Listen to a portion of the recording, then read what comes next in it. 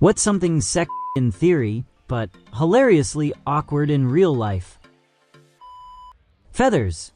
It is not very stimulating, it just tickle. So, you laugh instead of enjoying it. Right. So feathers basically taught me how to have the most intense post-orgasm experiences.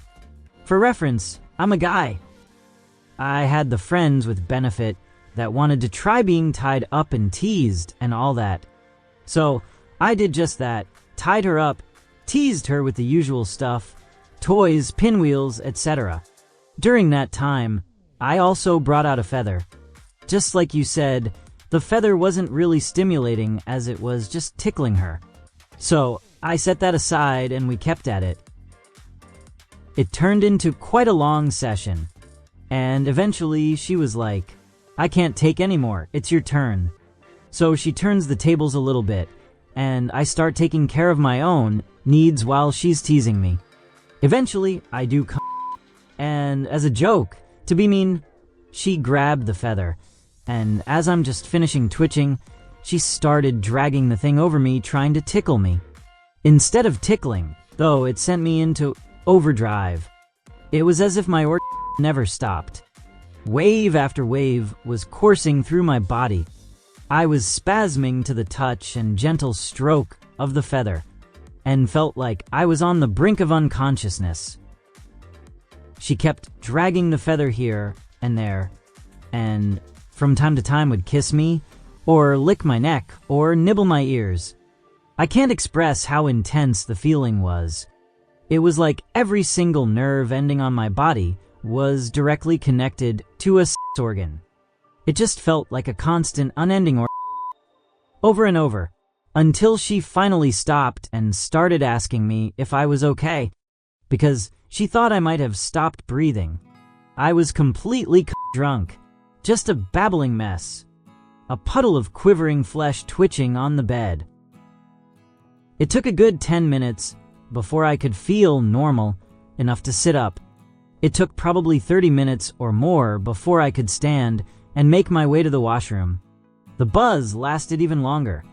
So, the intense feeling I learned through experimenting involved light stroking touch in areas of my body immediately post-orgasm. It didn't have to be a feather, either. The easiest is actually just a soft towel.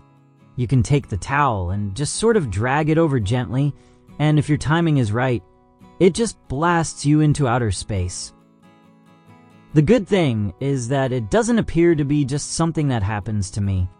I've done this to a few friends with benefits, and the feeling is quite similar. A fan favorite seems to be nibbling or licking or gently biting the wrists, forearms, and elbow pit. Basically, you avoid the places where people would be too sensitive and instead go for areas that wouldn't normally be considered erotic. If you go to the erotic zones instead, it is usually too intense. If your partner is face down, drawing a light towel down their back works really well. Down seems to be more effective than across. Not sure why. Anyways, if you get the spots right on your partner and your timing is good, you will send them on a high that they'll be chasing for a long, long time. 3.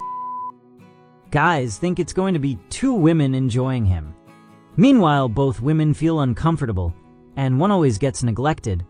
Even if the women are friends, usually one of them is in a relationship with the guy, and is going to get seriously pissed if their boyfriend pays more attention to the other woman. And if it's 2 guys on 1 woman, the 2 men are trying to avoid looking at one another the entire time, and outdo the other in how much time they get with the female involved. They're actually a blast, but only work when all parties involved actively want to do it. When a husband or boyfriend begs his significant other to have one for his birthday, or whatever, is when 3 get awkward and a bad name. For me, any kind of stuff, the preparation is just not worth the few minutes of pleasure one might get, not to mention how awkward it can be to move and get in place. Depends on the bond. I assume you are referring to rope bondage. Classic handcuffs go on in seconds. Bondage cuffs take a few seconds each. I've found the fastest route to getting arms and legs quickly secured is a bondage cuff on each and then a spreader bar. No tie-offs, no knots. Everything just clips together. Rope bondage. Yeah, it is a bit more involved. If someone is interested in rope bondage specifically, but finds this setup to be a mood killer, I can offer some tips. Practice before the game. The better or faster you are at getting those ties done in practice, the quicker things come together when she's lying in bed. Also helps to practice on her. See what she feels good for her beforehand. Just sitting around watching TV. Let her rest her feet on your lap while you run through some ties on her ankle.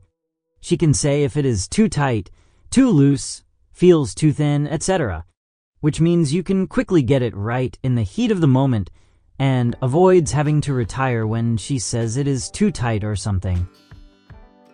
Know the plan before. Super awkward when you have her wrist or ankle tied and you're stuck looking around for a decent anchor point to tie the other end. You try one way and it isn't sturdy enough. Try another and she's uncomfortable. The next way isn't a great angle to get in there, etc. Should have an idea of your anchor points, how you're going to tie her, and what position you want her in before you start breaking out the ropes. Either deal with the setup coming before foreplay, or learn to incorporate it with foreplay. Sometimes best just to get her all tied up, then go through some foreplay to get you both in the zone. Even more fun, though, is making it part of foreplay. In most cases, the rigor is also being dominant. Stay dressed yourself, but leave her undressed. It adds to the submissive dynamic by making her feel more vulnerable, being the only one naked and on display to you. Tell her to touch herself with one hand while you tie the other and her legs. Time it right, and you'll be pulling her hand away to tie up just as she's getting close, making her more desperate for you to take care of her.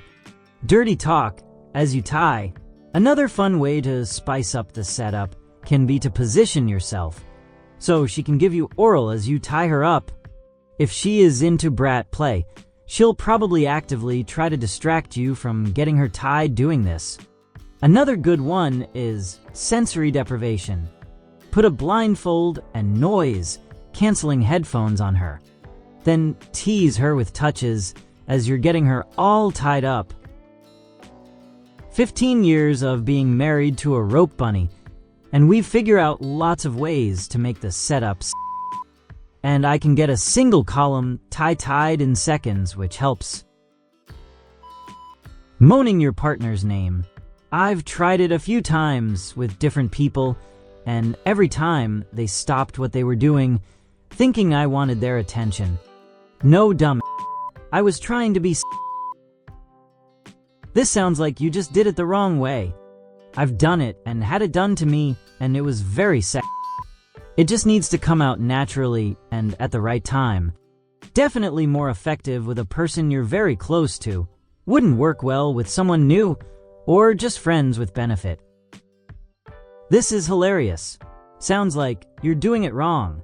You're supposed to start with moaning, "Oh, name, you feel so good." Then, "Oh, name, yes," then you can go, "Oh, name," then just name, otherwise it can be jarring. Also, not everyone likes hearing their own name during sex. It can be distracting. Best to ask about preferences in advance. 69 is always a bit awkward. Feels good, tastes good, best view on earth, but getting into a comfortable position for both is next to impossible. Basically, just do it for 2 to 3 minutes so you can feel good about having an ass on your face before going to just down on each other in another position. I always feel like I can't fully enjoy it because I'm focusing too hard on reciprocating, but also can't do as good a job reciprocating because of awkward positioning, etc. How well it works also really depends on body proportions. I'm pretty short And most of my partners have been so much taller than me that 69 ing just doesn't really work properly.